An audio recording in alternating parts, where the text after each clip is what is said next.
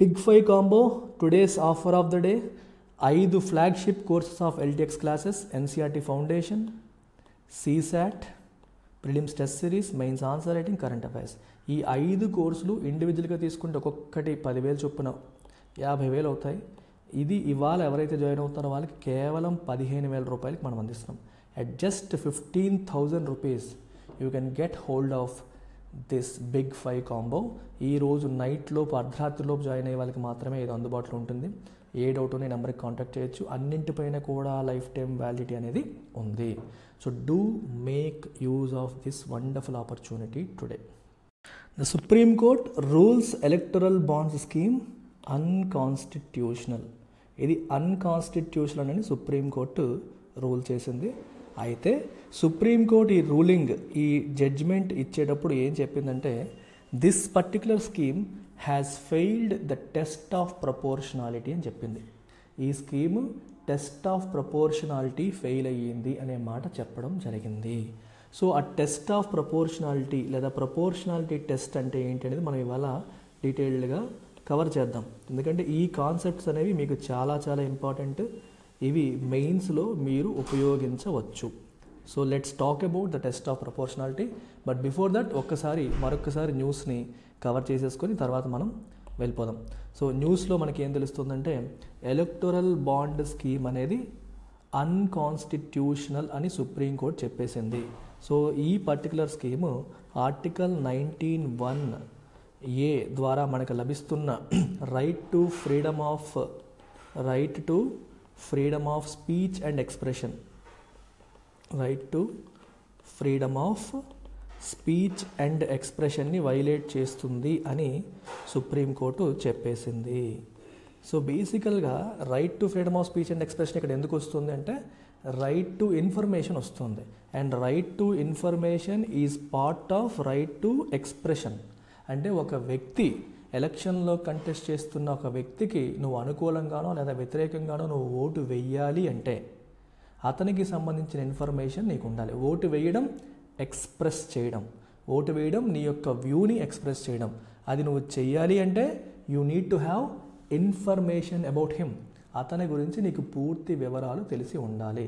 అంటే అతను ఏ పార్టీకి చెందినవాడు, ఆ పార్టీకి ఫండింగ్ ఎలా వస్తుంది, కంప్లీట్ ఇన్ఫర్మేషన్ నీకు తెలియాలి. అదే right to information. Unfortunately electoral bond స్కీమ్లో ఏం జరుగుతుంది అంటే, డోనర్ ఇన్ఫర్మేషన్ అంటే పార్టీకి ఎవరు ఫండ్స్ ఇస్తున్నారనే విషయంలో గోప్యత ఉంది, ప్రైవసీ ఉంది, తెలియట్లేదు.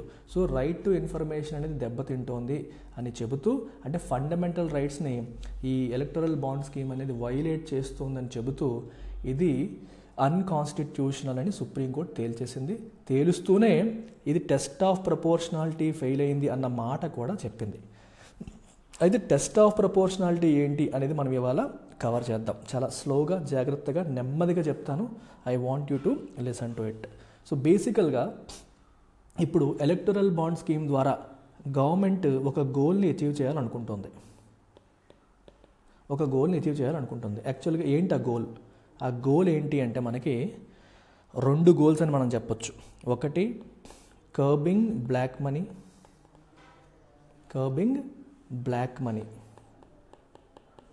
మనీని కర్బ్ అంటే కంట్రోల్ చేయడం. రెండవది డోనర్ ప్రైవసీ. ఎవరైతే డోనర్ ఉన్నారో వాళ్ళ యొక్క ప్రైవసీని కాపాడడం. ఈ 2 తన యొక్క గోల్స్ అని సుప్రీంకోర్టులో గవర్నమెంట్ చెప్పింది. ఎలక్టరల్ బాండ్ స్కీమ్ ద్వారా తన గోల్ అదని చెప్పడం జరిగింది. అయితే ఒకవేళ తెలియని వాళ్ళ కోసం మరొకసారి చెప్తున్నాను, ఎలక్టరల్ బాండ్స్ ఎలా పనిచేస్తాయంటే, suppose you are a donor, you are a donor, లేదా ఒక కార్పొరేట్ కంపెనీ ఉంది. ఈ కార్పొరేట్ కంపెనీ ఒక పొలిటికల్ పార్టీకి ఫండింగ్ ఇవ్వాలనుకుంటుంది అనుకోండి. వాళ్ళు ఏం చేయొచ్చు? They have to approach SBI. వాళ్ళు ఎస్బీఐకి అప్రోచ్ అయ్యి వాళ్ళ దగ్గర ఉన్న ఫండ్స్ని ఎస్బీఐకి ట్రాన్స్ఫర్ చేసి, ఎలాగా wire transfer, online electronic transfer చేయాలి. చేసి ఎస్బీఐ దగ్గర they have to buy these bonds, electoral బాండ్స్ని కొనుక్కోవాలి. ఇలా కొనుక్కున్న ఎలక్టరల్ బాండ్స్ని they can give it to whom? They can give it to the political party. వాళ్ళకి నచ్చిన పొలిటికల్ పార్టీకి వాళ్ళు ఫిజికల్గా హ్యాండ్ ఓవర్ చేయాలి. Once they hand it over, ఆ పొలిటికల్ పార్టీ ఈ బాండ్స్ని ఎస్బీఐకి ఇచ్చేసి ఎస్బీఐ దగ్గర నుంచి మనీని ఆన్లైన్లో తీసుకుంటుంది. This is how electoral bonds work. అయితే ఇక్కడ విషయం ఏంటి అంటే ఈ పొలిటికల్ పార్టీకి ఏమొస్తున్నాయి, బాండ్స్ వస్తున్నాయి. ఈ బాండ్స్ పైన ఆ బాండ్ ఎవరు కొన్నారనేది రాసి ఉండదు. సో కాబట్టి ఈ పొలిటికల్ పార్టీకి ఎవరు డొనేషన్ ఇచ్చారనే విషయం తెలియదు. డోనర్ ప్రైవసీ ఇక్కడ ఎన్ష్యూర్ చేస్తున్నారు. అంటే డొనేషన్ చేసేవాడి డీటెయిల్స్ అనేవి బయటకి చెప్పకుండా డోనర్ ప్రైవసీ అనేది ఎన్ష్యూర్ చేయడం అనేది ఇక్కడ జరుగుతుంది. ఇది మీరు గుర్తుపెట్టుకోండి. సో ఈ డోనర్ ప్రైవసీ కూడా స్టేట్ తన గోల్గా పేర్కొనింది. ఈ 2 గోల్స్. అయితే ఇక్కడ మనకు జరుగుతున్న విషయం ఏంటి, ఆబ్జెక్టివ్స్ ఏంటి, curbing black money and protecting donor privacy. ఈ ప్రాసెస్లో ఏం జరుగుతుందంటే there is an element of encroachment of rights encroach అవుతున్నాయి లేదా వైలేట్ అవుతున్నాయి. కొన్ని రైట్స్ అనేవి ఇక్కడ ఏమవుతున్నాయి, ఎన్క్రోచ్ అవుతున్నాయి. అంటే పర్సనల్ స్పేస్లోకి ప్రభుత్వం వస్తుంది, మన రైట్స్ని ఉల్లంఘిస్తుంది. ఏంటి ఉల్లంఘన జరుగుతుంది ఇక్కడ మనకి, రైట్ టు ఇన్ఫర్మేషన్ ఉల్లంఘన అవుతుంది. Right to information is part of right to freedom of speech and expression. So freedom of speech and expression అనేది ఉల్లంఘనకి గురవుతుంది. ఇది చాలా ఇంపార్టెంట్ పాయింట్. మీరు చాలా జాగ్రత్తగా వినండి. ఈబిఎస్ ఇంప్లిమెంట్ చేయడం ఎందుకు అంటే ఈ 2 కారణాలు ప్రభుత్వం చెప్తుంది. ఈ ప్రాసెస్లో ఏం జరుగుతుందంటే రైట్స్ ఉల్లంఘనకి గురవుతున్నాయి. మరి ఇలాంటి సందర్భంలో ఏం చేయాలి, డైరెక్ట్గా వాటిని కొట్టి పారేయాలా అంటే డైరెక్ట్గా కొట్టి పారేయడం కాదు, it has to pass the test of proportionality అని కేఎస్ పుట్టస్వామి కేసులో సుప్రీంకోర్టు వ్యాఖ్యానించింది. సో మనం ఒక్కసారి వెనక్కి వెళ్ళాలి. కేఎస్ పుట్టస్వామి కేసుకి వెళ్ళి టెస్ట్ ఆఫ్ ప్రపోర్షనాలిటీ ఏంటి, ఆ టెస్ట్ ఆఫ్ ప్రపోర్షనాలిటీని ఇప్పుడున్న ఎలక్టోరల్ బాండ్ స్కీమ్ ఏ రకంగా ఫెయిల్ అయ్యింది అనేది మనం ఇప్పుడు ఒకసారి గమనిద్దాం. చాలా చాలా చాలా చాలా ఇంపార్టెంట్ పాయింట్ ఇది. చూడండి, పార్లమెంటు పాస్ చేసిన ఏ చట్టమైనా సరే పార్ట్ 3 ఆఫ్ ద కాన్స్టిట్యూషన్ని కెలకకూడదు. పార్ట్ 3లో ఏమున్నాయి, ఇన్వయలబుల్ అంటే వైలేట్ చేయకూడని ఫండమెంటల్ రైట్స్ ఉన్నాయి. పార్లమెంట్ తీసుకొచ్చే చట్టాలు ఫండమెంటల్ రైట్స్ని వైలేట్ చేయకూడదు. అయితే ఫండమెంటల్ రైట్స్ని ఇంటర్ఫీర్ అవ్వడానికి ఉన్న ఒకే ఒక ఆప్షన్ ఏంటి అంటే రీజనబుల్ రెస్ట్రిక్షన్స్. ప్రతి ఫండమెంటల్ రైట్ కూడా కొన్ని రెస్ట్రిక్షన్స్ అందులోనే ఉన్నాయి. ఫర్ ఎగ్జాంపుల్ ఆర్టికల్ 19(1)(a)కి సంబంధించిన రీజనబుల్ రెస్ట్రిక్షన్స్ ఎందులో ఉన్నాయి, ఆర్టికల్ 19(2)లో ఉన్నాయి. సో ఈ 19(1)(a)ని మీరు వైలేట్ చేయాలంటే చేయొచ్చు, ఓన్లీ ఇన్ దీ స్పెసిఫిక్ కండిషన్స్. ఇక్కడ ఏవైతే రెస్ట్రిక్షన్స్ చెప్పారో ఆ కండిషన్స్లో మాత్రమే వాటిని మీరు వైలేట్ చేయొచ్చు. అది కూడా పార్ట్ 3 ఆఫ్ ద కాన్స్టిట్యూషన్లోనే చెప్పడం అనేది జరిగింది. అయితే ఒక రెస్ట్రిక్షన్ అనేది రీజనబుల్ రెస్ట్రిక్షనా కాదా, ఓకేనా? అంటే ఈ ఒక రైట్ని మనం ఉల్లంఘనకి గురవుతున్నప్పుడు, ఒక రెస్ట్రిక్షన్ పెడుతున్నప్పుడు అది రీజనబుల్ రెస్ట్రిక్షనా కాదా అని చెప్పే test of proportionality. So proportionality test will tell you whether it is a reasonable restriction or not. అది రీజనబుల్ రెస్ట్రిక్షనా కాదా అనేది టెస్ట్ ఆఫ్ ప్రపోర్షనాలిటీ మనకు చెప్తుంది. ఆ రెస్ట్రిక్షన్తో మనం ఆ రైట్ని ఉల్లంఘన చేయొచ్చా లేదనేది టెస్ట్ ఆఫ్ ప్రపోర్షనాలిటీ మనకి చెప్తుంది. సో చాలా చాలా ఇంపార్టెంట్ పాయింట్. మనకి 2018లో సుప్రీంకోర్టు ఆధార్ యాక్ట్ని అప్హోల్డ్ చేసింది. అంటే ఆధార్ అనేది మన పర్సనల్ ఇన్ఫర్మేషన్ని లాగేస్తుంది, దాన్ని అన్కాన్స్టిట్యూషనల్గా డిక్లేర్ చేయండి అని చెప్పి వెళ్తే ఆధార్ యాక్ట్ మంచిదే, అది మన ఫుల్ ఇన్ఫర్మేషనే లాగట్లేదు, ఓన్లీ బయోమెట్రిక్ ఇన్ఫర్మేషనే లాగుతుంది, అది కూడా ప్రైవేట్ వ్యక్తులకి ఏమీ ఎక్స్పోజ్ చేయట్లేదు. సో కాబట్టి ఆధార్ యాక్ట్ అనేది అన్కాన్స్టిట్యూషనల్ ఏమీ కాదు అని సుప్రీంకోర్టు ఆధార్ యాక్ట్ని సపోర్ట్ చేసింది. అయితే సపోర్ట్ చేస్తూనే సుప్రీంకోర్టు ఏం చెప్పింది అంటే రైట్ టు ప్రైవసీ అంటే మన అంశాన్ని, మన డేటాని గోప్యంగా ఉంచే రైట్ ఏదైతే ఉందో, హక్కు ఏదైతే ఉందో అది ఫండమెంటల్ రైట్ అని చెప్పడం జరిగింది. రైట్ టు లైఫ్ కిందకి అది వస్తుంది, అది ఫండమెంటల్ రైట్ అని సుప్రీంకోర్టు చెప్పడం జరిగింది. Right to privacy is a fundamental right అని చెప్పింది. అయితే ఈ చెప్పే క్రమంలో కేఎస్ పుట్టస్వామి కేసులో ఈ చెప్పే క్రమంలోనే they have laid down this test called test of proportionality. ఈ టెస్ట్ ఆఫ్ ప్రపోర్షనాలిటీని అప్పుడే తీసుకొచ్చారు. టెస్ట్ ఆఫ్ ప్రపోర్షనాలిటీ మీరు చాలా జాగ్రత్తగా వినాలమ్మా. ఇది మెయిన్స్ పాయింట్ ఆఫ్ వ్యూలో చాలా చాలా ఉపయోగపడే కాన్సెప్ట్ ఇది. అందుకే కొంచెం స్లోగా చెప్తాం, చాలా కేర్ఫుల్గా వినాలి. అంటే ఇప్పుడు గవర్నమెంట్ ఏదైతే ఉందో, గవర్నమెంట్ ఏదైనా ఒక స్కీమ్ తీసుకొచ్చినా, ఒక ప్రోగ్రామ్ తీసుకొచ్చినా, ఒక చట్టం తీసుకొచ్చినా, ఆ చట్టం వల్ల మన ఫండమెంటల్ రైట్స్ అనేవి వైలేట్ అవుతున్నాయి, వాటికి రెస్ట్రిక్ట్ అవుతున్నాయని మనకు అనిపిస్తే మనం కోర్టును అప్రోచ్ అవ్వచ్చు.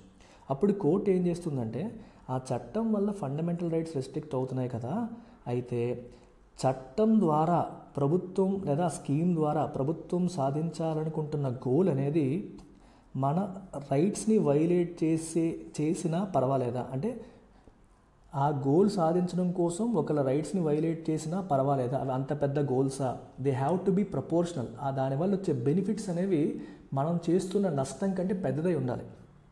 మీకు అర్థమవుతుందా? ఒక పని చేసేటప్పుడు ఒక మంచి జరుగుతుంది, ఒక చెడు జరుగుతుంది. జరుగుతున్న మంచి అంటే గవర్నమెంట్ సాధించాలి అనుకుంటున్న గోల్స్ లేదా ఆబ్జెక్టివ్స్, జరుగుతున్న చెడు అంటే వ్యక్తుల యొక్క హక్కులకు జరుగుతున్న ఉల్లంఘనకి మించి ఉండాలి. దాని యొక్క ప్లస్ దీని యొక్క మైనస్ కంటే పెద్దదై ఉండాలి అనేది main theme of test of proportionality. దీంట్లో 4 పాయింట్స్ చెప్తాను. ఆ 4 పాయింట్స్ కూడా మీరు కుదిరితే నోట్ చేసుకోండి. నేను నోట్స్ మేకింగ్కి ఉపయోగపడేలాగా చెప్తున్నాను. Test of proportionality first test ఏంటంటే గవర్నమెంట్ తీసుకునే ఆ యాక్షన్ ఏదైతే ఉందో, what ever is the action. For example ఇప్పుడు ఎలక్టోరల్ బాండ్ స్కీమ్ లేదా అప్పుడు ఆధార్ యాక్ట్ ఏదైతే ఉందో, ఇట్ ఈజ్ శాంక్షన్డ్ బై లా, అంటే దానికి ఒక లా రూపంలోనే చేయాలి, ఆర్బిటరీగా చేయకూడదు. అంటే పార్లమెంట్లో చట్టం చేసి యాక్షన్ తీసుకోవాలనేది మొట్టమొదటి ఆస్పెక్ట్. అంటే మీరు చేస్తున్న పని సిస్టమ్ని వైలేట్, ఫండమెంటల్ రైట్స్ని వైలేట్ చేస్తుంది అనేటప్పుడు ఫస్ట్ పాయింట్ అది ఒక లా ద్వారా వచ్చిందా లేదా, లా కాకుండా గవర్నమెంట్ జీవో ద్వారానో ఎగ్జిక్యూటివ్ యాక్షన్ ద్వారా వచ్చిందనుకో ఇమీడియట్గా కొట్టేస్తారు. టెస్ట్ ఆఫ్ ప్రపోర్షనాలిటీ అక్కడే ఫెయిల్ అయిపోయింది. అలా కాకుండా ప్రభుత్వం పార్లమెంట్లో ఒక చట్టం ద్వారా ఒక యాక్షన్ తీసుకొచ్చింది, ఆ యాక్షన్ వల్ల ఫండమెంటల్ రైట్ వైలేషన్ కొంత జరుగుతుంది అన్నప్పుడు it is still okay. First test, the action should be sanctioned by law. Second test వచ్చేసి చాలా చాలా ఇంపార్టెంట్, చూడండి. ది పాయింట్స్ రాసుకోండి. ది ప్రపోజ్డ్ యాక్షన్, ప్రభుత్వం చేయాలనుకుంటున్న యాక్షన్ ఏదైతే ఉందో, action must be necessary in a democratic society for a legitimate aim. ఒక లెజిటిమేట్ ఎయిమ్ సాధించడం కోసం ఈ యాక్షన్ అనేది నెససరీ అని ప్రూవ్ చేయగలగాలి.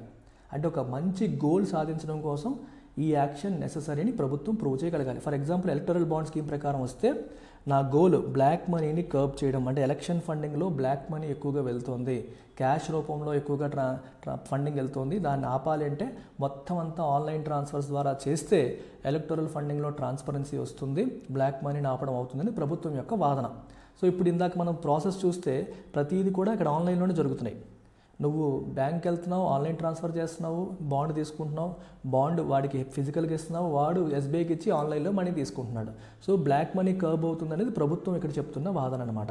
ఈ ఎగ్జాంపుల్కి వచ్చేసరికి whatever action you are bringing in, అది ఒక డెమోక్రాటిక్ సొసైటీలో ఒక లెజిటిమేట్ ఎయిమ్తో ఉండాలి. అంటే ఎవరో ఒకరికి బెనిఫిట్ చేసేలా కాకుండా సొసైటీకి బెనిఫిట్ చేసే ఒక మంచి ఎయిమ్తో అది ఉండాలి. ఇది రెండవది. మూడో point, the extent of such interference. ఇది చాలా important. The extent of such interference అంటే ఏంటి, ఇది చేసే క్రమంలో మీరు రైట్స్ని వైలేట్ చేస్తున్నారు లేదా ఇంటర్ఫైర్ చేస్తున్నారు. It must be proportionate to the need for such interference. మీకు అర్థమవుతుందా? ఈ యాక్షన్ వల్ల మనం చేస్తున్న చెడు, మనం చేస్తున్న మంచి అనేది ఆ చెడుకు మించి ఉండాలి తప్పితే తక్కువ ఉండకూడదు. It has to be proportionate. ఎంత చెడు చేస్తున్నామో దానికి మించి మనం మంచి చేస్తున్నట్టుగా ప్రూవ్ చేయాలి. అది ఇక్కడ మనకు కనిపిస్తుంది. అండ్ ఫోర్త్ పాయింట్ దీంట్లోనే, there must be procedural guarantees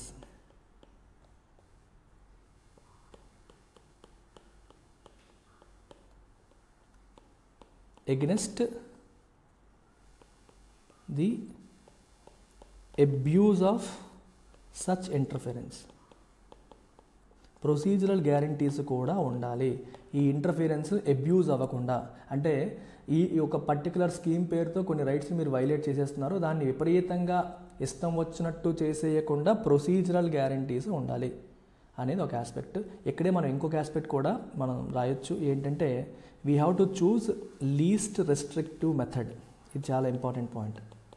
least restrictive మెథడ్ని చూస్ చేసుకోవాలి. అంటే మనం ఇప్పుడు ఫండమెంటల్ రైట్స్ మనం రెస్ట్రిక్ట్ చేస్తున్నాం. ఇప్పుడు మీకు ఎలా చెప్పాలంటే, ఇది మీ goal, you are trying to achieve this goal, you are here.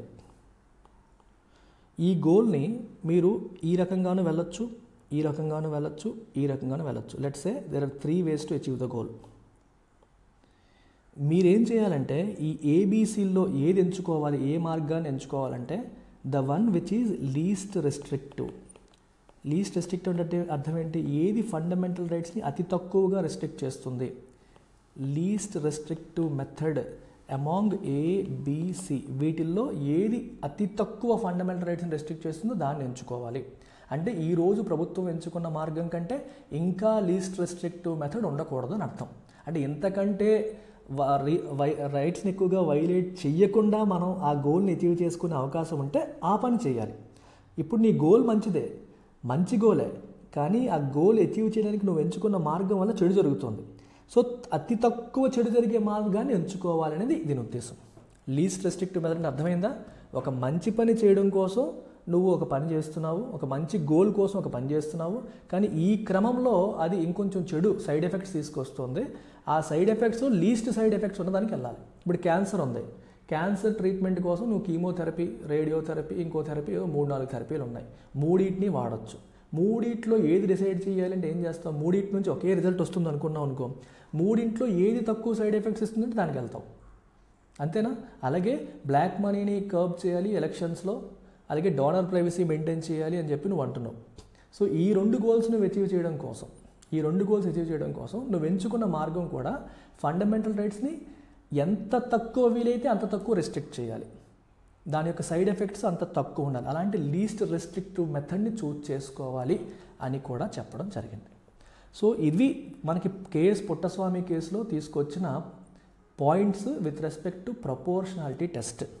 అయితే ఇప్పుడు ఈ ఎలక్టరల్ బాండ్ స్కీమ్ అనేది ఈ ప్రపోర్షనాలిటీ టెస్ట్ పాస్ అయ్యిందా లేదా, సుప్రీంకోర్టు దాని గురించి ఏం చెప్పింది అనేది మీరు గమనిస్తే, సో సుప్రీంకోర్టు ఏం చెప్పిందంటే మీరు గమనిస్తే ఇక్కడ 2-3 జడ్జిల గురించి మీకు చెప్పాలి. ఫస్ట్ జస్టిస్ ఖన్నా, మన 5 జడ్జిల బెంచ్లో ఉన్న జస్టిస్ ఖన్నా ఏం చెప్పారంటే, ఇక్కడ మనకి 2 గోల్స్ చెప్పింది కదా గవర్నమెంట్. ఏ గోల్స్ చెప్పింది? Curbing black money and donor ప్రైవసీని గవర్నమెంట్ చెప్పింది అనమాట. ఆయన ఏమన్నారంటే, డోనర్ ప్రైవసీని నేను మెయింటైన్ చేయాలనుకుంటున్నాను అని అంటున్నారు కదా, అదేమీ పెద్ద లెజిటిమేట్ స్టేట్ గోల్గా చెప్పుకోవడానికి లేదు. డోనర్ ప్రైవసీని మెయింటైన్ చేయడం అనేది లెజిటిమేట్ స్టేట్ ఎయిమ్గా చెప్పడానికి పనికి రాదు అని చెప్పేశారు. ఇక్కడ మీరు 2వ పాయింట్ చూడండి, the proposed action must be necessary in a democratic society for a legitimate aim. ఇది 2వ పాయింట్. ఒక లెజిటిమేట్ ఎయిమ్ కోసం మేము ఇది తీసుకొస్తున్నామని చెప్పి ఉండాలి. కానీ డోనర్ ప్రైవసీని మెయింటైన్ చేయడం అనేది లెజిటిమేట్ ఎయిమ్ ఎలా అవుతుంది? అసలు అది లెజిటిమేట్ ఎయిమే కాదు అని జస్టిస్ ఖన్నా తన ఒపీనియన్లో చెప్పారు. ఆ రకంగా టెస్ట్ ఆఫ్ ప్రపోర్షనాలిటీ ఫెయిల్ అయింది అన్నట్టుగా ఆయన చెప్పారు. ఇంకోవైపు సిజే చంద్రచూడ్, ఆయన డబుల్ ప్రపోర్షనాలిటీ 2 పాయింట్స్ మాట్లాడారు. ఆయన 2 పాయింట్స్ ఏం మాట్లాడారంటే, ఇక్కడ చాలా చంద్రచూడ్ గారు ఏమన్నారంటే చాలా ఇంపార్టెంట్. ఆయన ఏమన్నారంటే, మనకి ఇక్కడ 2 ఫండమెంటల్ రైట్స్ ఉన్నాయి. ఈ డోనర్ ప్రైవసీ కూడా ఫండమెంటల్ రైట్, ఎందుకంటే కేఎస్ పుట్టస్వామి కేసులోనే right to privacy is a fundamental right అని చెప్పారు. ఇక్కడ రెండింటి మధ్య పోరాటం, రైట్ టు ప్రైవసీ ఒకవైపు, రైట్ టు ఇన్ఫర్మేషన్ ఒకవైపు.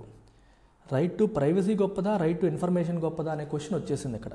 సో దీన్నే మనం డబుల్ ప్రపోర్షనాలిటీ సిచ్యువేషన్ వచ్చేసింది అనమాట. ఎందుకంటే case involves balancing 2 competing fundamental rights. ఒకటి right to information voter point of వ్యూలో, 2 right to privacy donor point of వ్యూలో. సో కాబట్టి ఒక ప్రపోర్షనాలిటీ టెస్ట్ అనేది సరిపోదు, మనం డబుల్ ప్రపోర్షనాలిటీకి వెళ్ళాలి అన్నారు. సో వీళ్ళు ఏమంటున్నారంటే, ఇక్కడ ఇందాక లాస్ట్ పాయింట్ చెప్పాను చూసారా, ఇలాంటి సిచ్యువేషన్లో లీస్ట్ రెస్ట్రిక్టివ్ మెథడ్కి వెళ్ళాలి అనే పాయింట్ ఉంది. లాస్ట్ పాయింట్ ఇందాక మనం మాట్లాడింది, లీస్ట్ రెస్ట్రిక్టివ్ మెథడ్ని ఎంచుకొని మనం మన గోల్ని అచీవ్ చేసే ప్రయత్నం చేయాలి. కానీ ప్రభుత్వం ఇక్కడ లీస్ట్ రెస్ట్రిక్టివ్ మెథడ్ని ఎంచుకోలేదు. సిజేఐ తన ఒపీనియన్లో ఏమంటున్నారంటే, ఇప్పుడు ఎలక్టరల్ బాండ్ స్కీమ్ అనేది లీస్ట్ రెస్ట్రిక్టివ్ కాదు, అంటే దానికంటే తక్కువ రెస్ట్రిక్ట్, అంటే ఫండమెంటల్ రైట్స్ని తక్కువ ఎఫెక్ట్ చేసే మెథడ్స్ ఇంకా ఉన్నాయి. వాటిని ఎక్స్ప్లోర్ చేయకుండా ఈ పర్టికులర్ ఎలక్టరల్ బాండ్ స్కీమ్ ద్వారా వెళ్ళడం అనేది కరెక్ట్ కాదు. So the government has not chosen the least restrictive method to achieve it's state aim. Aim ఏంటి? డోనర్ ప్రైవసీ ప్లస్ అది ఏంటది మనకి బ్లాక్ మనీ కర్బ్ చేయడం. వాటిని అచీవ్ చేయడం కోసం వాళ్ళు లీస్ట్ రెస్ట్రిక్టివ్ మెథడ్ ఎంచుకోలేదు అనేది ఆయన చెప్పిన మాట. సో సీజే ఏమన్నారంటే there is another least restrictive method like electoral trust scheme. Electoral trust scheme అనేది ఉంది, దాని ద్వారా మీరు ఇంకా బెటర్గా చేయొచ్చు కదా అని కూడా సీజే అన్నారు. సో ఎలక్టోరల్ ట్రస్ట్ స్కీమ్ అంటే అర్థం ఏంటి, ఇక్కడ ఏమవుతుందంటే so there is a trust called electoral trust. వీళ్ళు ఏం చేస్తారంటే they receive funding from different companies కావచ్చు, ఇండివిజువల్స్ కావచ్చు. ఇండివిజువల్స్ నుంచి, కంపెనీస్ నుంచి ఫండింగ్ వాళ్ళు కలెక్ట్ చేస్తారు. ఓకేనా, వాళ్ళు కలెక్ట్ చేసిన తర్వాత ఈ వచ్చిన ఫండింగ్ ఏదైతే ఉందో దాన్ని వాళ్ళు పొలిటికల్ పార్టీకి డిస్ట్రిబ్యూట్ చేస్తారు. అంటే ఇండివిజువల్స్ లేదా డోనర్స్ డైరెక్ట్గా పొలిటికల్ పార్టీకి ఇవ్వకుండా they have to make the donations to electoral trust, ఎవరికనేది చెప్పాలి, and trust will further send it to political parties. ఇందాక బ్యాంక్ ఉంది, ఇక్కడ బ్యాంక్ ప్లేస్లో ట్రస్ట్, ఇది ఎలక్టోరల్ ట్రస్ట్ స్కీమ్. ఇట్లాంటి దాని ద్వారా మీరు చేసుకోవచ్చు. ఇది లీస్ట్ ఇంట్రూజివ్. దీంట్లో ఏమవుతుందంటే డోనర్ ఇన్ఫర్మేషన్ బయటకు వస్తుంది, డోనర్ ఇన్ఫర్మేషన్ బయటికి అనేది వస్తుంది మనకి. అప్పుడు రైట్ టు ఇన్ఫర్మేషన్ అనేది ఉల్లంఘనకి గురవ్వదు, రైట్ టు ఇన్ఫర్మేషన్కి ఎటువంటి దెబ్బ తగలదు. ఇలాంటి లీస్ట్ రెస్ట్రిక్టివ్ మెథడ్ లేదా లీస్ట్ ఇంట్రూజివ్ మెథడ్ని ఎంచుకొని చేయాలి. అలా చేయకుండా మీరు డైరెక్ట్గా రైట్ టు ఇన్ఫర్మేషన్నే వైలేట్ చేసే మెథడ్ని ఎంచుకున్నారు కాబట్టి ఎలక్టోరల్ బాండ్ స్కీమ్ అనేది టెస్ట్ ఆఫ్ ప్రపోర్షనాలిటీ ఫెయిల్ అయ్యింది అని చెప్పారు. మీకు అర్థమైందా? సో ఇది చాలా ఇంపార్టెంట్. ఈ 4 పాయింట్స్ మీరు నోట్ చేసుకోవాలి, మెయిన్స్లో ఉపయోగపడతాయి. This is how the supreme court has decided that electoral bond scheme is unconstitutional. ఒక జడ్జి గారేమో అసలు అందులో పెట్టుకునే ఎయిమే లెజిటిమేట్ స్టేట్ ఎయిమ్ కాదు అని చెప్పారు. ఇంకో జడ్జి గారేమో ఓకే డోనర్ ప్రైవసీ అనేది రైట్ టు ప్రైవసీని ఎన్షూర్ చేయడం కోసం చేశారు, అది కూడా ఫండమెంటల్ రైట్ అని భావించినప్పటికీ there are less intrusive methods. అంటే మనకి ఆర్టీఐని అంతగా దెబ్బతీసే పని లేకుండా కూడా ఈ గోల్ని అచీవ్ చేయొచ్చు. మరి బ్లాక్ మనీని మీరు కర్బ్ చేయాలనుకుంటే దేర్ ఆర్ అదర్ మెథడ్స్, వాటి ద్వారా మీరు చేసి ఉండొచ్చు, అలా చేయలేదు కాబట్టి ఇది అన్కాన్స్టిట్యూషనల్ అని చెప్పేసి యునానిమస్గా అందరూ చెప్పడం జరిగింది. So this is today's editorial of the day, places of worship and an unsettling judicial silence.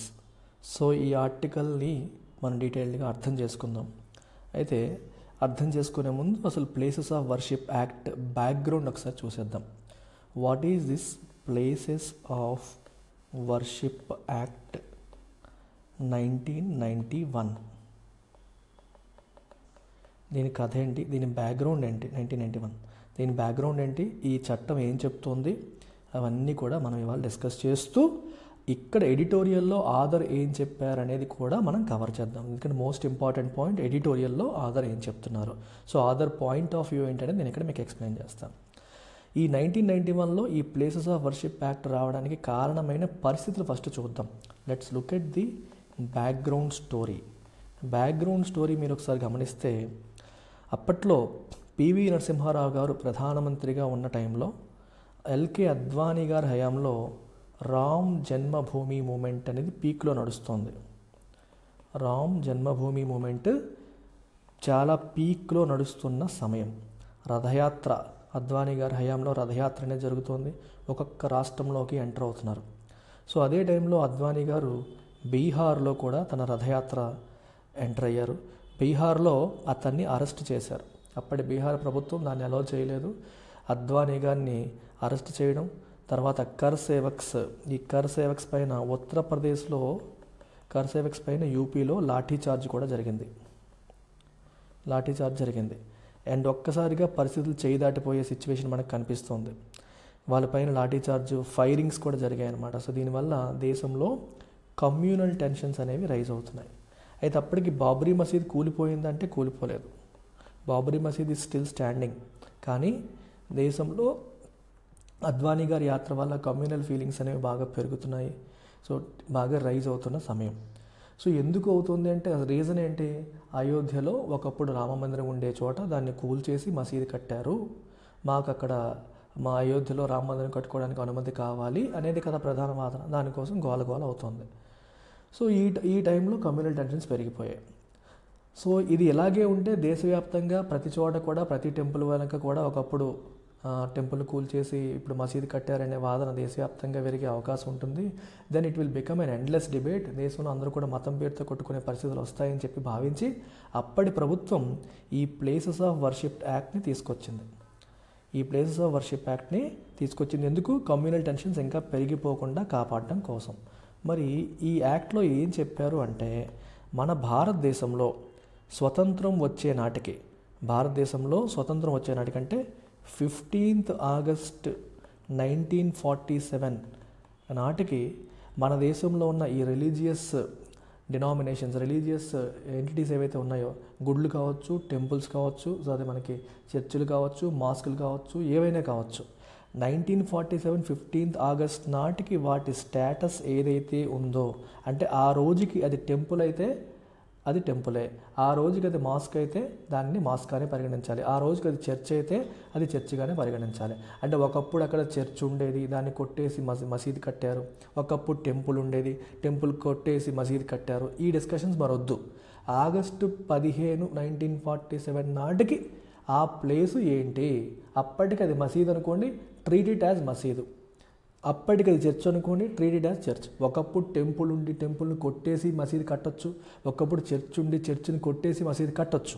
అయినప్పటికీ పట్టించుకోకూడదు. 1947 15th August నాటికి what ever is the religious character of that building, ఏదైనా సరే దేశంలో ఏ బిల్డింగ్ అయినా సరే, ఆ ప్లేస్ ఆఫ్ వర్షిప్ యొక్క religious character ఆ రోజుకి ఏదైతే ఉంటుందో అది మెయింటైన్ అవ్వాలి. ఒక్క అయోధ్య విషయంలో మాత్రమే ఆల్రెడీ కేసు సుప్రీంకోర్టుకి వెళ్ళింది, నడుస్తోంది. అయోధ్య విషయంలో మాత్రమే ఆ సైట్ మాకు చెందుతుంది అని చెప్పేసి రామ్ జన్మభూమి ట్రస్ట్ వాళ్ళు కేసు వేశారు, అది సుప్రీంకోర్టులో నడుస్తుంది. దాని ఒక్కదానికి ఎక్సెప్షన్ ఇచ్చారు. అదర్వైజ్ మిగిలిన అన్నింటికి కూడా 1947 15th Augustకి ఏదైతే రిలీజియస్ క్యారెక్టర్ ఉందో అదే మెయింటైన్ అవ్వాలి అని చెప్పి ప్లేసెస్ ఆఫ్ వర్షిప్ యాక్ట్ని తీసుకురావడం జరిగింది. దీనివల్ల ఏమవుతుందంటే, రేపు పొద్దున్న ఎవరైనా సరే, ఇప్పుడు పలానా చోట మా ఊర్లో ఒక మసీద్ ఉంది, ఆ మసీద్ ప్లేస్లో ఒకప్పుడు టెంపుల్ ఉండేది, టెంపుల్ కొట్టేసి మసీద్ కట్టారు, సో ఇది మాకే చెందుతుంది అని చెప్పి ఎవరో మళ్ళీ సుప్రీంకోర్టుకి వెళ్ళారు అనుకోండి, ఇక్కడ టెంపుల్ ఇక్కడ మసీద్ ఉండకూడదు, టెంపుల్ ఉండాలి అన్నారు అనుకోండి, సుప్రీంకోర్టు తీసుకోదు కేసు. ఎందుకంటే ప్లేసెస్ ఆఫ్ వర్షిప్ యాక్ట్ దాన్ని ప్రొహిబిట్ చేస్తుంది. ఇప్పుడు మాస్క్ కాబట్టి 1947లో కూడా అది మాస్కే కాబట్టి దాని రిలీజియస్ క్యారెక్టర్ని మార్చే ప్రయత్నం మీరు చేయకూడదు. అలా చేసే ప్రయత్నాలు ఎవరన్నా చేస్తే దాన్ని సుప్రీంకోర్టు యాక్సెప్ట్ చేయదు. ఇది ప్లేసెస్ ఆఫ్ వర్షిప్ యాక్ట్ యొక్క కథ. దీని ద్వారా ఫర్దర్ కమ్యూనల్ టెన్షన్స్ రాకుండా చేద్దాము అని ఆ రోజుల్లో పివి నరసింహారావు గారి గవర్నమెంట్ ప్రయత్నం చేసింది. ఓకేనా? ఇది మీకు దీనికి అవసరమైన background. Now let's come to the editorial and the content of the editorial. Editorial కంటెంట్లోకి ఒకసారి వచ్చేద్దాం. సో ఎడిటోరియల్ ఏం చెప్తోంది అంటే, రీసెంట్గా మనకి 2019లో మనకి ఏం జరిగింది, బాబ్రీ మసీద్ కేసులో సుప్రీంకోర్టు జడ్జిమెంట్ ఇచ్చింది. బాబ్రీ మసీద్ కేసులో సుప్రీంకోర్టు ఏమని జడ్జిమెంట్ ఇచ్చింది, ఆ భూమి రామ్ జన్మభూమి ట్రస్ట్కి చెందుతుందని. బాబ్రీ మసీద్ డిమాలిషన్ అయిపోయిన తర్వాత ఆ సైట్ మాకు చెందుతుంది అని చెప్పేసి అయోధ్య రామ్ జన్మభూమి ట్రస్ట్ వాళ్ళు కేసు వేస్తే వాళ్ళకు అనుకూలంగానే సుప్రీంకోర్టు తీర్పిచ్చింది. దట్ ఆ కాంట్రవర్షియల్ సైట్ ఏదైతే ఉందో అది that belongs to Ram Janmabhoomi trust అని చెప్పేసి చెప్పడం జరిగింది. అయితే అది చెబుతూనే సుప్రీంకోర్టు ఒక మాట కూడా అనింది, ఈ స్థలం అయితే మీకు కేటాయిస్తున్నాం, కానీ ఆ రోజు బాబ్రీ మసీద్ని కూలదోయడం ఏదైతే ఉందో అది ఒక అన్కాన్స్టిట్యూషనల్ యాక్ట్, దాన్ని అయితే సుప్రీంకోర్టు ఖండిస్తోంది. That was absolutely unconstitutional. కాకపోతే లీగల్గా ఇది మీకే చెందుతుంది, అది డాక్యుమెంట్స్ ప్రకారం వెళ్తున్నాం కాబట్టి లీగల్గా మీకే చెందుతుంది, కానీ మసీదుని కూలదొక్కడం మాత్రం కరెక్ట్ అయిన చర్య కాదు అని సుప్రీంకోర్టు క్లియర్గా చెప్పింది. చెబుతూనే ఇంకా ఏం చెప్పిందంటే సుప్రీంకోర్టు, ఓకేనా, ప్లేసెస్ ఆఫ్ వర్షిప్ యాక్ట్ని రిఫర్ చేసింది. అంటే రిలీజియస్ క్యారెక్టర్ని మార్చే ప్రయత్నాలు చేయకూడదని చెప్పి దాన్ని అప్హోల్డ్ చేసింది. దీన్ని పాజిటివ్గా దాని గురించి మాట్లాడింది అనమాట. సో అప్పుడు ఏమనుకున్నారంటే, ఇంకా రేపు పొద్దున్న ఎటువంటి ఫర్దర్ ఇష్యూస్ అనేవి రావు అని చెప్పి భావించారు. సరే, రామ్ జన్మభూమి అది బాబ్రీ మసీద్ ప్లేస్ మాత్రం రామ్ జన్మభూమికి వెళ్ళిపోయింది, కానీ ప్లేసెస్ ఆఫ్ వర్షిప్ యాక్ట్ని సుప్రీంకోర్టు అప్హోల్డ్ చేసింది కాబట్టి ఇకపై వేరే విషయాల్లో ఎక్కడ గొడవలు రావు, పంచాయతీలు రావు అని చెప్పి అందరూ భావించారు.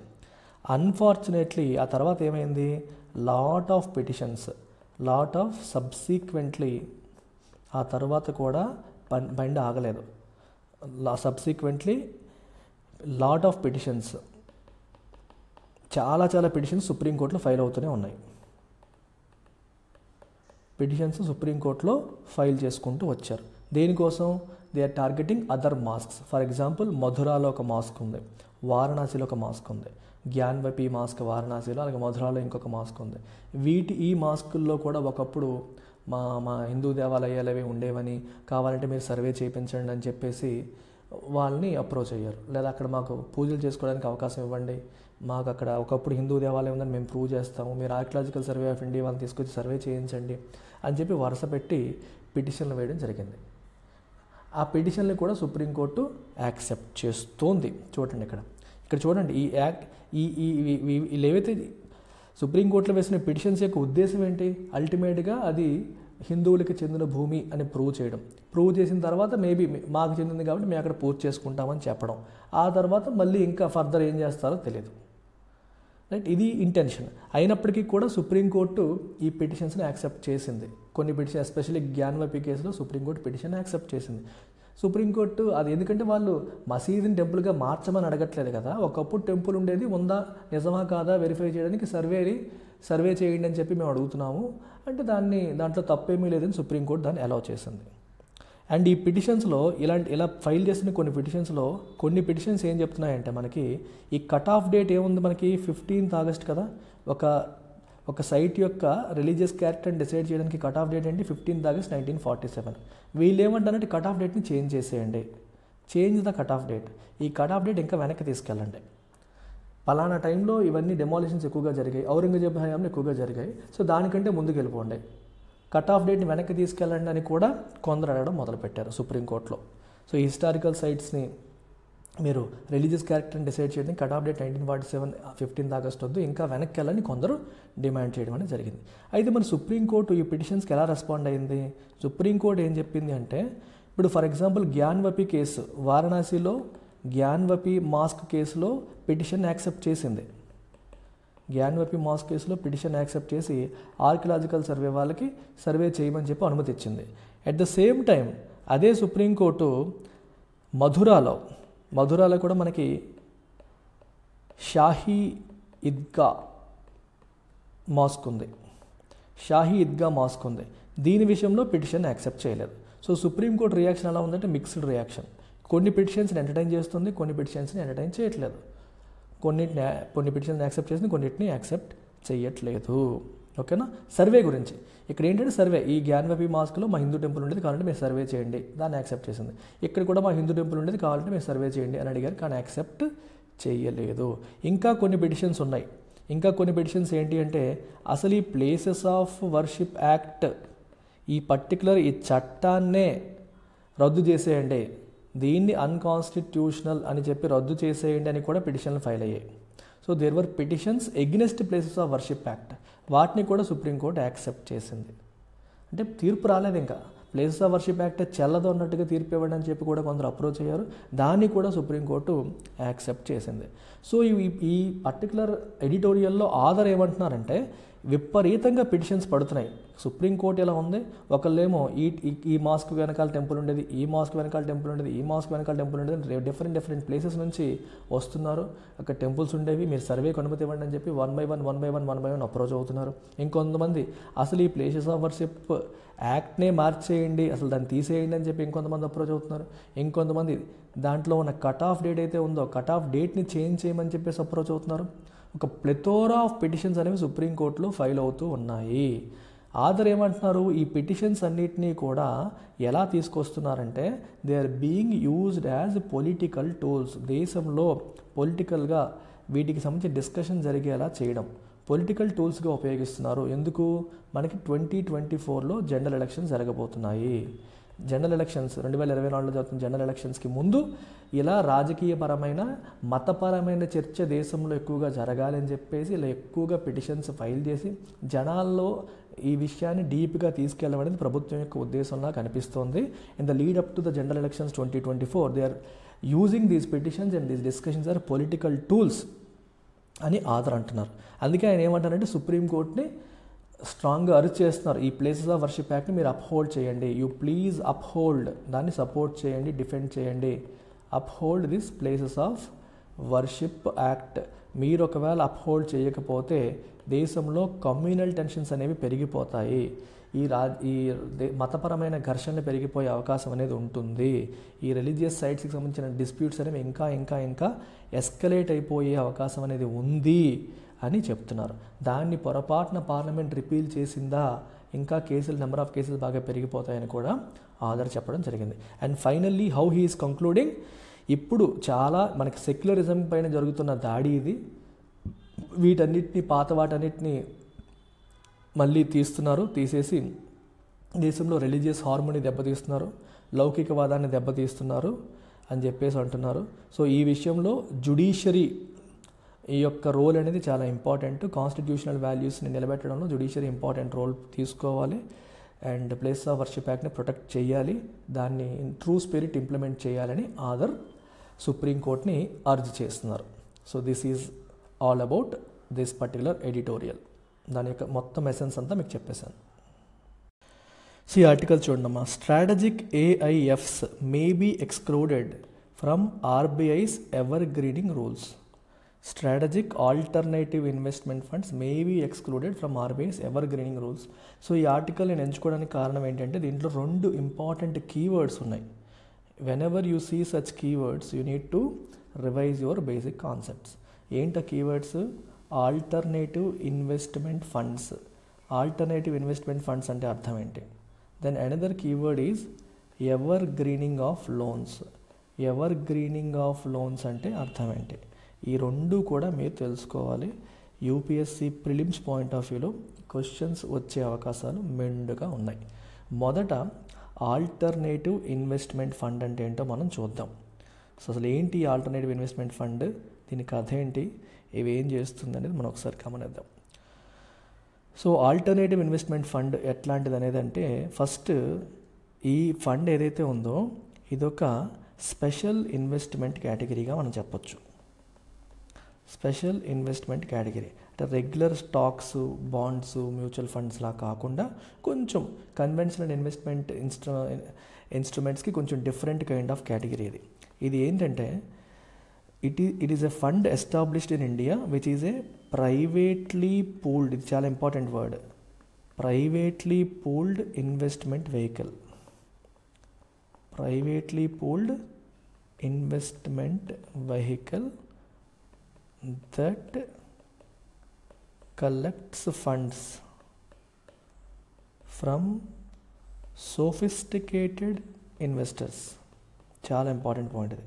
సోఫిస్టికేటెడ్ ఇన్వెస్టర్స్, ఇండియన్ కావచ్చు, ఫారెన్ కావచ్చు. దేనికోసం? For investing. అర్థం ఏంటి? ఈ ఫండ్ ఏం చేస్తుంది అంటే it collects funds from sophisticated investors. అంటే మీలాగా నాలాగా ఉన్న ఆమ్ ఆద్మీ కాకుండా బాగా డబ్బున్న వాళ్ళు, హై నెట్ వర్త్ ఇండివిజువల్స్ అంటాం. స్టాక్స్ పైన, ఈ మార్కెట్స్ పైన పూర్తి స్థాయి అవగాహన ఉన్న సోఫిస్టికేటెడ్ ఇన్వెస్టర్స్ నుంచి మనీని కలెక్ట్ చేస్తుంది. కలెక్ట్ చేసిన మనీని దాని యొక్క స్పెసిఫిక్ ఇన్వెస్ట్మెంట్ ఆబ్జెక్టివ్స్కి తగ్గట్టుగా ఇన్వెస్ట్ చేస్తుంది. ఎందుకు ఇన్వెస్ట్ చేస్తుంది? To generate returns for them. అంటే డిఫరెంట్ ఇండివిజువల్ ఇన్వెస్టర్స్ దగ్గర ఫండ్స్ కలెక్ట్ చేసి దాన్ని వాళ్ళ ఇన్వెస్ట్మెంట్ ఆబ్జెక్టివ్తో, అంటే ఏ పాలసీ ప్రకారం వాళ్ళు ఫండ్ క్రియేట్ చేశారో ఆ పాలసీ ప్రకారం, ఆ కేటగిరీ పాలసీ ప్రకారం వాళ్ళు ఇన్వెస్ట్ చేస్తారు. అయితే రెగ్యులర్ మ్యూచువల్ ఫండ్కి దీనికి డిఫరెన్స్ ఏంటి అంటే, ఇక్కడ ఇనీషియల్ అమౌంటే చాలా ఎక్కువ పే చేయరు. మ్యూచువల్ ఫండ్ మనం 500 రూపాయలతో కూడా స్టార్ట్ చేయొచ్చు. దీంట్లో ఇనీషియల్ అమౌంటే చాలా ఎక్కువ ఉంటుంది. So there are different categories ఉంటాయి. ఆ కేటగిరీస్ అనేవి కూడా ఇవాళ మీకు చెప్తాను, కేర్ఫుల్గా మీరు వినండి. అర్థమవుతుందా? ఇప్పుడు ఈ పర్టికులర్ ఈ పూల్డ్ ఫండ్స్ ఏవైతే ఉంటాయో వాటిని డిఫరెంట్ కేటగిరీస్ ఆఫ్ ఇన్వెస్ట్మెంట్స్లో పెడుతుంది, which are specified by SEBI. SEBI చెప్పినట్టు డిఫరెంట్ కేటగిరీస్లో పెడుతుందన్నమాట. ఈ పర్టికులర్ ఏఎఫ్స్ అనేవి దేని కింద పనిచేస్తాయంటే, they adhere to something called SEBI alternative investment fund regulations 2012. 2012 SEBI alternative investment fund regulations ప్రకారం ఇవి పనిచేస్తాయి. So they adhere to these laws అన్నమాట. అండ్ ఈ ఫండ్స్ ఏవైతే ఉన్నాయో ఈ ఫండ్స్ మనకి 3 కేటగిరీస్, 3 కేటగిరీస్ కింద సెబీ డివైడ్ చేసింది. మొదటి కేటగిరీ 1, దాని పేరే category 1. So category 1 alternative investment funds అనేవి వెయిట్లో పెట్టొచ్చు అంటే they can invest money in స్టార్టప్స్లో ఇన్వెస్ట్ చేయొచ్చు, లేదా ఎర్లీ స్టేజ్ వెంచర్స్ అంటే పెట్టి జస్ట్ కొన్నాళ్ళు అయింది, ఎర్లీ స్టేజ్లో ఉంది, అలాంటి దాంట్లో కూడా పెట్టుబడి పెట్టొచ్చు, లేదా సోషల్ వెంచర్స్ సొసైటీకి మంచి చేయడం కోసమని కొన్ని కంపెనీస్ పెడుతూ ఉంటారు, అలాంటి వాటిని సోషల్ వెంచర్స్ అంటాం, వాటిలో పెట్టచ్చు, లేదా ఎస్ఎంఈస్ స్మాల్ అండ్ మీడియం ఎంటర్ప్రైజెస్లో కూడా పెట్టవచ్చు. ఈ ఎస్ఎంఈస్ గవర్నమెంట్ ఇవి చాలా మంచివి, వీటిల్లో ఇవి ఎకనామికల్లీ సోషల్లీ డిజైరబుల్ ఎంటిటీస్ ఇవి అని చెప్పేసి గవర్నమెంట్ చెప్పొచ్చు, అలాంటివన్నీ కూడా దీని కిందకి వస్తాయి. ఇప్పుడు దీనికి ఎగ్జాంపుల్స్గా మీరు తీసుకుంటే ఏంజల్ ఫండ్స్, ఎర్లీ స్టేజ్ అంటే జస్ట్ అప్పుడే స్టార్ట్ అవుతున్న కంపెనీస్లో పెట్టే వాళ్ళని మనం ఏంజల్ ఇన్వెస్టర్స్ అంటారు. సో అలా ఇంకప్పుడప్పుడే అంకురార్పణ జరుగుతున్న కొత్త కంపెనీస్లో పెట్టేవి ఏంజల్ ఫండ్స్. ఒక లెవెల్ కొంచెం ఒక సర్టెన్ స్టేజ్ వచ్చిన తర్వాత పెట్టే వాటిని వెంచర్ క్యాపిటల్ ఫండ్ అంటాం, వెంచర్ క్యాపిటల్ ఫండ్స్ అని అంటాం. ఎలాంటి సోషల్ వెంచర్స్లో పెట్టేవి సోషల్ వెంచర్ ఫండ్ అని చెప్పేసి అంటాం. ఇవి కాకుండా ఇన్ఫ్రా ఫండ్స్లో కూడా పెట్టవచ్చు. సో ఇన్ఫ్రా ఫండ్స్ కూడా మనకి కేటగిరీ 1 కిందకే వస్తాయి. సోషల్ వెంచరు, ఇన్ఫ్రాస్ట్రక్చర్ ఇవన్నీ కూడా కేటగిరీ 1 ఆల్టర్నేటివ్ ఇన్వెస్ట్మెంట్ ఫండ్స్ కిందకి వస్తాయి. Then we have category 2. Category 2 కంటే ముందు నేను కేటగిరీ 3 మాట్లాడదాం, తర్వాత కేటగిరీ 2కి వెళ్దాం. సో కేటగిరీ 3లో మనకి ఏమొస్తాయంటే these are the funds which employ complex trading strategies. అంటే ఈ ఫండ్స్ తీసుకొని చాలా కాంప్లెక్స్ ట్రేడింగ్ స్ట్రాటజీస్ని ఉపయోగించి వాళ్ళకి షార్ట్ టర్మ్లో వాళ్ళ ఇన్వెస్టర్స్కి ఎక్కువ రిటర్న్స్ ఇచ్చే ప్రయత్నం చేస్తాయి. They employ complex trading strategies and they try to generate huge amount of returns for their customers. Huge amount of returns తక్కువ టైంలో జనరేట్ చేయడానికి ప్రయత్నం చేస్తాయి. అట్లాంటి వాటిని మనం కేటగిరీ 3 ఆల్టర్నేటివ్ ఇన్వెస్ట్మెంట్ ఫండ్స్ అని చెప్పేసి అంటాము. వీళ్ళు జనరల్గా ఇదేం చేస్తారంటే డెరివేటివ్ ప్రొడక్ట్స్, ఆప్షన్స్, ఫ్యూచర్స్ ఎట్లాంటి ఫ్యూచర్స్ ఇట్లాంటి వాటిలో ఇన్వెస్ట్ చేస్తూ ఉంటారు. They also invest in something called hedge funds కూడా ఈ కేటగిరీ కిందకి వస్తాయి. అండ్ ఇది అనదర్ కేటగిరీ కాల్డ్ పైప్. చాలా ఇంపార్టెంట్ ఇది, పైప్ ఫండ్స్ అంటే ఫుల్ ఫామ్ ఏంటి అంటే చాలా జాగ్రత్తగా చూడండి. ప్రైవేట్ ఇన్వెస్ట్మెంట్ ఇన్ పబ్లిక్ ఎంటిటీలో ప్రైవేట్ ఇన్వెస్ట్మెంట్ అంటే ఇప్పుడు ఒక కంపెనీ ఉందమ్మా, ఒక particular company is publicly listed company అంటే స్టాక్ మార్కెట్లో అవైలబుల్గా ఉన్న పబ్లిక్లీ లిస్టెడ్ కంపెనీ అనుకోండి. ఈ కంపెనీ యొక్క షేర్స్ మనం 2 రకాలుగా కొనవచ్చు. ఒకటి స్టాక్ మార్కెట్కి వెళ్ళి కంపెనీ షేర్స్ని కొనవచ్చు, లేదా ఈ కంపెనీ యొక్క ఓనర్స్ని కలిసి వాళ్ళతో సెపరేట్గా మాట్లాడుకొని మేము మీ దగ్గర షేర్స్ కొనాలనుకుంటున్నామని చెప్పి వాళ్ళ దగ్గర డైరెక్ట్గా షేర్స్ అలాట్ చేయించుకొని వాళ్ళకి డబ్బులు ఇవ్వచ్చు. ఇలా సెపరేట్గా డీల్ చేసుకుంటే దాన్ని ప్రైవేట్ ఇన్వెస్ట్మెంట్ అంటాం. పబ్లిక్ ప్లాట్ఫామ్లో షేర్స్ కొంటే పబ్లిక్ ఇన్వెస్ట్మెంట్ అవుతుంది. Private investment in public entities అంటే అర్థం ఏంటి? స్టాక్ మార్కెట్లో లిస్ట్ అయిన దాన్ని పబ్లిక్ లిమిటెడ్ కంపెనీ అంటారు. ఒక పబ్లిక్ లిమిటెడ్ కంపెనీలో ఓనర్స్తో డైరెక్ట్గా మాట్లాడుకొని మీరు ప్రైవేట్ ఇన్వెస్ట్మెంట్ చేసి ఇదిగోండి మేము ఎంత 100 కోట్లు పెడుతున్నాము, గివ్ అస్ దానికి తగ్గట్టు మీరు షేర్స్ ఇవ్వండి అని మాట్లాడుకున్నారనుకోండి, అది ప్రైవేట్ ఇన్వెస్ట్మెంట్. సో అలా పబ్లిక్ ఎంటిటీలో ప్రైవేట్ ఇన్వెస్ట్మెంట్స్ చేసే ఫండ్స్ని పైప్ ఫండ్స్ అంటారు. సో ఈ pipe fund is also part of category 3. Now category 3 అయిన తర్వాత now I will talk about category 2. ఇప్పుడు కేటగిరీ 2 గురించి మాట్లాడదాం.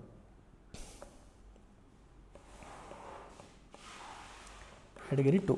సో కేటగిరీ 2లో మనకి ఏమొస్తాయంటే కేటగిరీ 1 లేదా కేటగిరీ 3 కాకుండా ఉన్నవన్నీ కూడా కేటగిరీ 2 కిందకు వస్తాయి. ఓకేనా? సో ఇందులో ఫండ్స్కి for example real estate funds, debt funds, అలాగే ప్రైవేట్ ఈక్విటీ ఫండ్స్. ఇది చూడండి చాలా ఇంట్రెస్టింగ్. అది ప్రైవేట్ ఈక్విటీ ఫండ్. ఇందాక పైప్ ఫండ్ అని చెప్పాను, ఇక్కడ ప్రైవేట్ ఈక్విటీ అని. రెండుకి డిఫరెన్స్ ఉంది. ప్రైవేట్ ఈక్విటీ ఫండ్ అంటే అర్థం ఏంటంటే let's say there is a company, this is not listed in stock market. Stock మార్కెట్లో లిస్ట్ కాలేదు. స్టాక్ మార్కెట్లో లిస్ట్ కాని కంపెనీ ఉంది, దీన్ని మనం ప్రైవేట్ లిమిటెడ్ కంపెనీ అంటాం. అలాంటి ప్రైవేట్ లిమిటెడ్ కంపెనీస్లో పెట్టుబడి పెట్టే ఫండ్ని ప్రైవేట్ ఈక్విటీ ఫండ్ అంటాం. So private equity fund stock మార్కెట్లో లిస్ట్ అయిన కంపెనీస్లో పెట్టదు. స్టాక్ మార్కెట్లో లిస్ట్ కానీ ఒక పెద్ద కంపెనీ, మెచ్యూర్ కంపెనీ. మీరు అడగొచ్చు మరి స్టార్టప్స్ కూడా అవే కదా. స్టార్టప్స్, ఈ ఏంజల్ ఫండ్స్ అనేవి ఎర్లీ స్టేజ్లో, వెంచర్ ఫండ్స్ అనేవి ఒక కొంచెం వచ్చాక, ప్రైవేట్ లిమిటెడ్ కంపెనీస్ అనేవి కొంచెం పెద్దవే, 10 ఏళ్ళైనా స్టాక్ మార్కెట్లో లిస్ట్ కాలేదు, అలాంటి కంపెనీస్ ఉంటాయి. అలాంటి కంపెనీస్లో పెట్టుబడి పెట్టే వాటిని ప్రైవేట్ ఈక్విటీ ఫండ్స్ అని అంటాం. ఈ ప్రైవేట్ ఈక్విటీ ఫండ్స్ ఇవన్నీ కూడా కేటగిరీ 2 కిందకు వస్తాయి. ఈ కేటగిరీ 1, కేటగిరీ 2, కేటగిరీ 3 ఓవరాల్గా ఇవన్నీ కూడా alternative investment funds. They run according to the rules set by SEBI. మీకు అది కూడా చెప్పాను, SEBI alternative investment fund regulations 2012 ప్రకారం నడుచుకుంటాయి. ఇది ఆల్టర్నేటివ్ ఇన్వెస్ట్మెంట్ ఫండ్స్ గురించి మీరు తెలుసుకోవాల్సిన ఇన్ఫర్మేషన్. నౌ ఇవాళ సెకండ్ కీవర్డ్, అక్కడే మనకి సెకండ్ కీవర్డ్ కూడా ఉంది, which is evergreening of loans. Ever greening of loans అంటే అర్థం ఏంటి అంటే, మీకు ఒక ఎగ్జాంపుల్ చెప్తాను, మీకు అర్థమవుతుంది. Let's say there is a bank, okay, there is a company. ఈ కంపెనీ బ్యాంక్ దగ్గర లోన్ తీసుకుంది. తీసుకున్న తర్వాత దాన్ని చెల్లించలేకపోతుంది. లోన్ తీసుకుంది కానీ చెల్లించలేకపోతుంది. లోన్ తీసుకుని చెల్లించలేకపోతున్న కంపెనీ ఏం చేస్తుంది? డిఫాల్ట్ చేస్తుంది. డిఫాల్ట్ చేస్తే అప్పుడు ఆ లోన్ ఏమవుతుంది? ఎన్పిఏ, నాన్ పర్ఫార్మింగ్ అసెట్గా మారిపోతుంది. అర్థమవుతుందా? నాన్ పర్ఫార్మింగ్ అసెట్ కింద అవి మారిపోతాయి. మొండి బకాయి లేదా నాన్ పర్ఫార్మింగ్ అసెట్గా మారిపోతుంది.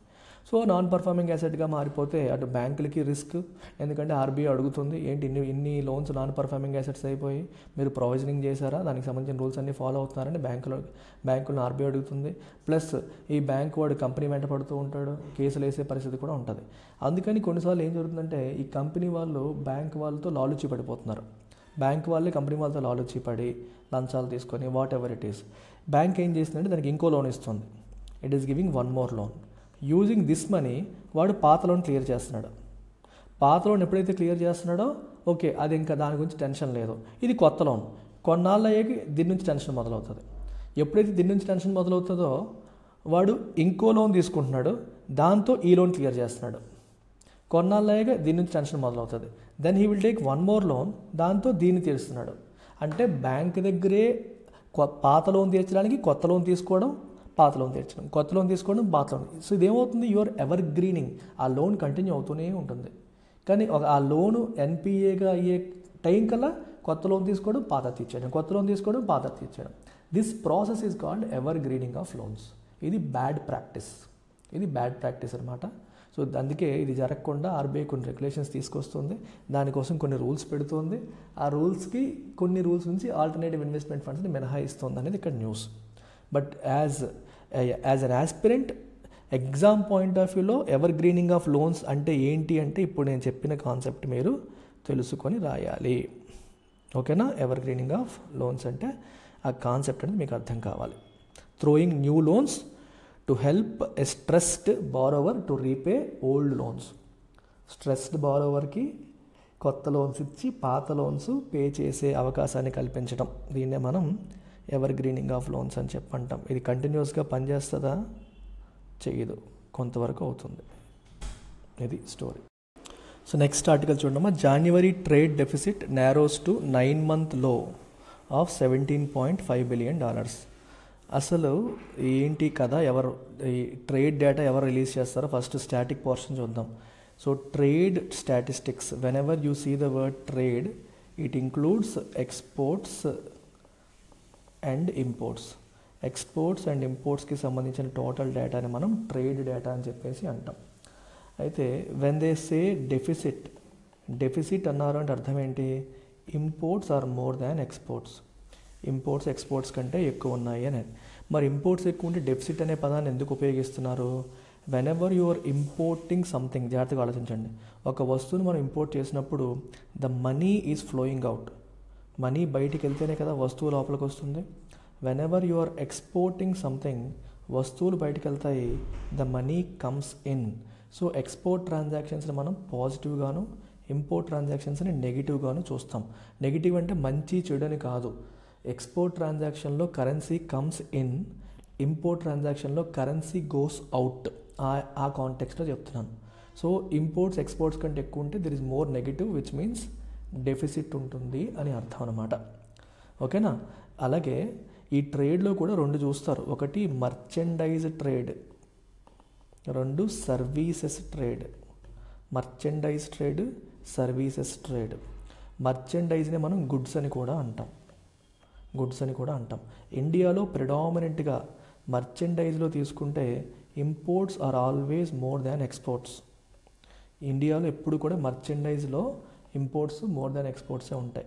కానీ సర్వీసెస్లో తీసుకుంటే more or less exports are more than imports. అంటే సర్వీసెస్ ట్రేడ్లో మనకి సర్ప్లస్ ఉంటుంది అండ్ మర్చెండైజ్ ట్రేడ్లో మనకి డెఫిసిట్ అనేది ఉంటుంది. ఇప్పుడు ఇక్కడ మర్చెండైజ్, ఇక్కడ ట్రేడ్ అని రాశారు, జనరల్గా ట్రేడ్ అని రాసేస్తారు, కానీ when ever they right the word trade it means merchandise trade. అంటే ఓన్లీ మర్చెండైజ్ గుడ్స్ పరంగానే మాట్లాడుతున్నప్పుడు మనకి డెఫిసిట్ అనేది వస్తుంది. ఈ సర్వీసెస్ ప్లస్ మర్చెండైజ్ కలిపి మాట్లాడితే we have to say overall trade balance అనాలి. ఓవరాల్ ట్రేడ్లో మనకు అంత డెఫిసిట్ రాదు, ఎందుకంటే ఇక్కడ వస్తున్న డెఫిసిట్ని చాలా వరకు ఈ సర్ప్లస్ కవర్ చేస్తుంది. కాబట్టి మనకి ఓవరాల్ ట్రేడ్ అనేది అంత ప్రాబ్లం రాదు, కానీ ఓన్లీ మర్చెండైజ్ వరకు తీసుకున్నప్పుడు ఇండియాలో డెఫిసిట్ అనేది ఉంటుంది. ఎనీవే, ఇప్పుడు ఈ డేటాని ఎవరు రిలీజ్ చేస్తారు? ఈ ట్రేడ్ డేటాని రిలీజ్ చేసే మినిస్ట్రీ ఎవరు, డిపార్ట్మెంట్ ఏంటి? It is generally released by department of commerce. Okay, in ministry of commerce and industry. Ministry of commerce and ఇండస్ట్రీలో డిపార్ట్మెంట్ ఆఫ్ కామర్స్ వాళ్ళు ఈ ట్రేడ్ స్టాటిస్టిక్స్ రిలీజ్ చేస్తూ ఉంటారు and it is released monthly. ఏ మంత్కి ఆ month data release అవుతూ ఉంటుంది. అండ్ ఇది మనం దీనికి సంబంధించి తెలుసుకోవాల్సిన అంశాలు. ఎవ్రీ మంత్ డేటా వస్తుంది, ఎవ్రీ మంత్ కూడా ఈ డేటా మనకి రిలీజ్ అవుతూ ఉంటుంది. Okay, department of commerce, ministry of commerce and industry, data is released every month. ఇది దీనికి సంబంధించిన స్టాటిక్ ఇన్ఫర్మేషన్. జనవరిలో ఏముంది, ఫిబ్రవరిలో ఏముంది, ఇవన్నీ మనకి ఏ మంత్కి ఆ మంత్ గుర్తుపెట్టుకోవాల్సిన పని లేదు. ఇయర్ అంతా అయ్యాక ఇయర్ టోటల్ డేటా గుర్తుపెట్టుకుంటే మనకి హెల్ప్ అవుతుంది. అందుకని ఎవ్రీ మంత్ డేటా మీరు మెమరైజ్ చేయాలని ట్రై చేసినా కష్టం, అది యూజ్ లేదు ఎగ్జామ్ పాయింట్ ఆఫ్ వ్యూలో. నెక్స్ట్ ఆర్టికల్ చూడమ్మా. Government raises windfall tax on crude petroleum and diesel. So ఈ ఆర్టికల్ కదేంటి, విండ్ ఫాల్ ట్యాక్స్ అంటే అర్థం ఏంటి, అసలు విండ్ ఫాల్ ప్రాఫిట్ అంటే అర్థం ఏంటనేది మనం ఫస్ట్ తెలుసుకోవాలి. ఎగ్జామ్లో అడిగే అవకాశం ఉన్న టాపిక్ ఇది. సో ఏంటిది, wind fall tax on crude petroleum and diesel అని చెప్పి అంటున్నారు. జాగ్రత్తగా వినండి. ఇప్పుడు let's say there is a company, ఒక బిజినెస్ ఉంది లేదా కంపెనీ ఉంది. ఈ కంపెనీకి సడన్ అన్ఎక్స్పెక్టెడ్ ప్రాఫిట్ వచ్చింది. సడన్ అన్ఎక్స్పెక్టెడ్ ప్రాఫిట్ అనేది వచ్చింది. అండ్ ఈ ప్రాఫిట్ అనేది ఎందుకు వచ్చిందంటే బికాజ్ ఆఫ్ ఎక్స్టర్నల్ రీజన్స్ వల్ల వచ్చింది. అది ఆన్లైన్ షార్ట్ టర్మ్ రీజన్ కావచ్చు, లాంగ్ టర్మ్ కావచ్చు, but external reason and not due to business decision. అంటే వాళ్ళు ఏదో తెలివిగా ఒక యాక్షన్ తీసుకోవడం వల్ల వచ్చిన ప్రాఫిట్ కాదు, బిజినెస్ డెసిషన్ వల్ల వచ్చిన ప్రాఫిట్ కాదు, ఒక ఎక్స్టర్నల్ ఫ్యాక్టర్స్ వల్ల ప్రాఫిట్ వచ్చింది అనుకోండి. అలాంటి ప్రాఫిట్ని మనం విండ్ ఫాల్ ప్రాఫిట్ అంటాం. Such profit is called wind fall profit. అలాంటి ప్రాఫిట్ పైన ప్రభుత్వం వేసే ట్యాక్స్ విండ్ ఫాల్ ట్యాక్స్. అలా వచ్చిన ప్రాఫిట్ పైన వేసే ట్యాక్స్ని మనం విండ్ ఫాల్ ట్యాక్స్ అని చెప్పేసి అంటాం. We call that windfall tax. అర్థమైందమ్మా? ఇది విండ్ ఫాల్ ట్యాక్స్ యొక్క కథ.